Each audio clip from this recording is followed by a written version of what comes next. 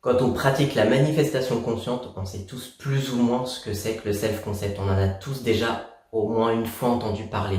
Quand on a un bon self-concept, on sait qu'on a une meilleure estime de soi, une meilleure confiance en soi, mais on ignore vraiment tout ce que ça apporte. Et moi c'est pareil, jusqu'à temps d'avoir un bon self-concept, je ne savais pas vraiment ce que c'était. J'étais surpris de voir tout ce que ça apporte. Bonjour à toi cher créateur, moi c'est Maxence et je te souhaite la bienvenue sur ma vidéo. J'ai déjà parlé du self-concept dans mes 2 vidéos précédentes. Il y en a une sur laquelle j'explique si c'est nécessaire ou pas d'avoir un bon self-concept pour manifester. Et la deuxième, donc la dernière vidéo que j'ai faite, je te donne une technique que personne n'a jamais dit pour avoir un bon self-concept, une technique dont tu te doutes absolument pas, qui a complètement fonctionné sur moi, complètement par hasard quand je l'ai appliqué. Je n'imaginais absolument pas que ça me mènerait là. Donc si tu les as déjà vus, reste avec moi sur cette vidéo, j'ai plein de choses à te raconter. Alors moi déjà ce qui s'est passé, c'est que à la base je ne travaillais pas vraiment mon self-concept. Parce que quand t'as un désir dans ta tête qui te prend toute la place, c'est un peu compliqué à le mettre de côté pour ensuite travailler uniquement sur soi. Il y en a qui y arrivent et c'est très bien, et tant mieux pour eux. Mais il y en a d'autres qui n'y arrivent pas. Et je le comprends complètement parce que j'ai fait partie de ces personnes. Et il y a un jour, alors je me suis pas réveillé comme ça du jour au lendemain, mais presque on va dire, je me suis dit mais waouh. Et là j'ai pris conscience que j'avais un bon self-concept. Et là j'ai pris un peu plus conscience de moi-même et je me suis dit mais c'est incroyable, je me sentais invincible. Je me sentais invincible dans la manifestation. Alors déjà, qu'est-ce qui s'est passé? Déjà j'ai découvert que mon subconscient était devenu une vraie éponge à émotions positives. C'est-à-dire que, je sais pas, quand je pensais à n'importe quoi, si imaginons je pensais à une scène aussi du passé qui s'était pas passée comme je l'aurais voulu, et pour moi cette scène elle pouvait pas avoir lieu. Pour moi c'était le cas contraire qui s'était produit, une scène en rapport vraiment avec ce que je suis maintenant. Et en fait c'est quand je ressens une émotion négative, je sens que c'est pas normal et que ça doit être rejeté. C'est comme si j'étais devenu une barrière à émotions négatives. Alors évidemment que je suis un être humain, j'en ressens toujours de la négativité, mais c'est de plus en plus rare. Et je sens qu'en moi ça fait barrière, je l'accepte plus et du coup je reviens très vite à mon état de positivité. Je n'arrive plus à vivre dans le négatif. C'est-à-dire que si dans la 3D, par exemple, je vis une expérience que je qualifie de négative, alors ok, ça peut m'atteindre un petit peu sur le coup, mais après je vais très vite rebondir. Et je vais vite positiver sur cette situation, je vais très vite trouver l'avantage d'avoir vécu cette situation qu'à la base je qualifiais de négative. J'arrive plus à me plaindre, je sens vraiment que je suis acteur de ma vie, et que s'il se passe un truc, j'ai juste à aller travailler sur moi-même. Alors ça aussi, la grande surprise du siècle, c'est que des fois quand je me répète une affirmation positive, il suffit parfois d'une seule fois pour que j'y croie. Parce qu'en fait, cette affirmation, elle est en adéquation avec ce que je suis. Donc ça rentre plus facilement. Alors que des fois, on a beau se répéter un truc, je sais pas combien de fois, et finalement, on n'y croit toujours pas. Et là, j'ai remarqué que ça me pénétrait intérieurement beaucoup plus facilement. Aussi, j'arrive beaucoup mieux à être dans ma finalité, pour n'importe lequel de mes désirs. Alors ça aussi, ça a été un des premiers trucs que j'ai remarqué, c'est que je sais et que je sens que tout le monde m'aime. Peu importe qui, tous les gens que je croise, je sais qu'ils m'aiment. Et en fait, quand tu sais que les gens t'aiment, t'as plus vraiment peur d'aller vers eux. En tout cas, t'as moins peur. Si t'es quelqu'un à la base qui est introverti, ou qui est timide, qui ose pas trop aller parler aux gens, là tu sens que t'y arrives beaucoup mieux quand même. J'ai aussi très bien intégré dans ma tête que j'ai conscience que je suis né pour être parfait. Alors tout ce qui n'est pas parfait pour moi, on a tous notre définition de la perfection. J'ai ma propre définition, donc j'irai pas vous citer d'exemple parce que pour vous, ce sera pas forcément ce qui sera parfait. Mais comme j'ai conscience d'être né pour être parfait, pour moi, je me dis quand il y a un truc qui va pas, en fait, j'arrive beaucoup plus à l'ignorer facilement. Je me dis non, ça m'appartient pas. Moi, c'est ça que j'ai, c'est ça que je suis. Je sens aussi que rien n'est trop beau pour moi. Ça veut dire que quand j'ai un désir qui, par exemple, paraît inatteignable, moi je me dis mais en fait rien n'est trop beau pour moi. Je mérite tout ça. Je sens que je le mérite et que je peux l'avoir puisque c'est moi qui suis sur le piédestal, c'est pas mes désirs. Si je veux être milliardaire, je sais que je peux être milliardaire. Alors aussi moi qui pratique la révision, j'ai plus peur de lâcher mes anciens souvenirs pour en recréer des nouveaux.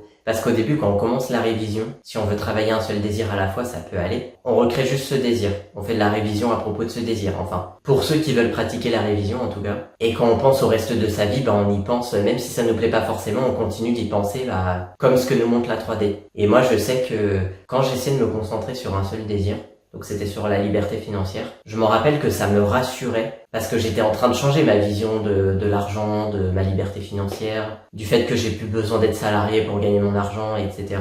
Je me rappelle que ça me rassurait d'avoir ce que je connaissais à côté. Parce que même quand on change dans notre tête un seul truc, on sort déjà de notre zone de confort quand même. Le subconscient, il se sent perdu, il veut se raccrocher qu'à ce qu'il connaît. Et donc là, moi maintenant, avec un super self-concept, et puis avec tout le travail que j'ai fait aussi avec mes audios fictifs, je n'ai plus peur de lâcher l'ancienne histoire. Parce que j'ai recréé tellement de trucs, si vous saviez. Mais ça, on en reparlera plus tard, hein. J'ai encore plein d'autres idées de vidéos à faire, donc il y aura aussi des success stories. Vous connaîtrez tout l'avancement, donc pas de souci. Là, aujourd'hui, on reste sur le self-concept. Alors là, je vais donner un exemple pour le fait que il suffit que je vois une chose ou que j'entende une chose qui soit en accord avec mon état vibratoire. Et ça suffit pour y croire direct. Même si ça fait des années avant que j'ai entretenu les mêmes pensées, et ben j'y crois direct. Là en fait l'exemple, c'est que j'étais sur mon ordi, je cherchais quelque chose pour une amie parce que je me rappelais plus exactement de ce que je voulais lui raconter, mais je savais que c'était écrit quelque part. Donc j'ai cherché sur mon ordi et je savais plus où c'était rangé, je suis tombé sur d'autres trucs. Je suis tombé sur des conversations fictives que j'avais créées avec une de mes personnes spécifiques. Enfin maintenant je la considère plus comme une personne spécifique parce que je n'ai plus envie de la manifester dans ma vie. Mais je voulais manifester avec elle une relation de couple, une relation amoureuse. Et vraiment pour me mettre dedans, bon ça j'ai dû faire ça en 2021.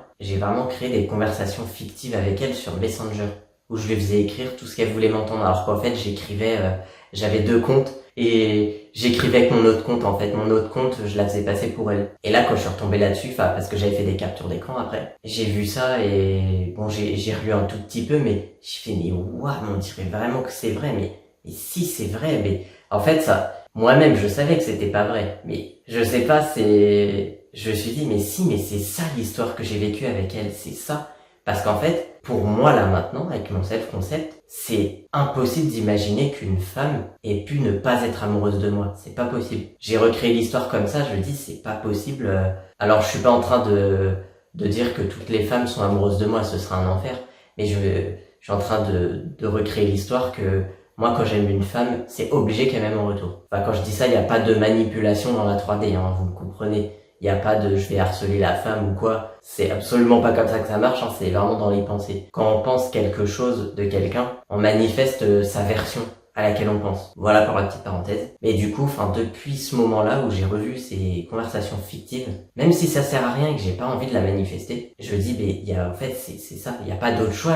J'ai vécu cette relation amoureuse avec elle. Et après, si ça s'est fini, c'est parce que c'est moi qui l'ai quitté. Et c'est pas elle, non. Et je l'ai quitté pas n'importe comment. Je veux dire, je l'ai quitté gentiment. Parce que je me recrée aussi, je fais en sorte de me recréer de la bonne façon également. Alors aussi, les moments où je vais pas très bien, donc comme je l'ai dit au début, hein, ça m'arrive quelques fois, et ça dure pas longtemps. En fait, très vite, j'arrive à me remettre dans des bonnes vibrations. J'arrive très vite à revenir à mon état. Parce que même des fois quand je suis neutre, pour moi être neutre c'est que je me sens ni triste ni joyeux, ça peut être un état qui serait agréable pour beaucoup de gens. Ceux qui vivent la dépression par exemple, être neutre ça leur ferait déjà du bien. Et moi non, pour moi c'est pas normal. Pour moi j'ai besoin vraiment... Pour moi mon état normal c'est vraiment le fait d'être toujours super bien. Alors peut-être pas être dans l'euphorie tous les jours, des fois j'ai des coups d'euphorie alors que il se passe rien. Et tant mieux, moi j'adore ça. Mais voilà, je cherche vraiment à maintenir un état joyeux. Après, attention, je suis pas en train de dire qu'il faut être tout le temps joyeux pour manifester ses désirs, c'est pas ça. Mais moi j'aime bien être comme ça tout le temps et c'est beaucoup plus agréable. Alors moi j'ai des petites techniques pour ça, hein, mais j'en parlerai sûrement dans d'autres vidéos. Mais pour tout vous dire, ça dure vraiment pas longtemps. Là dernièrement, quand j'ai vraiment été triste, allez, ça a duré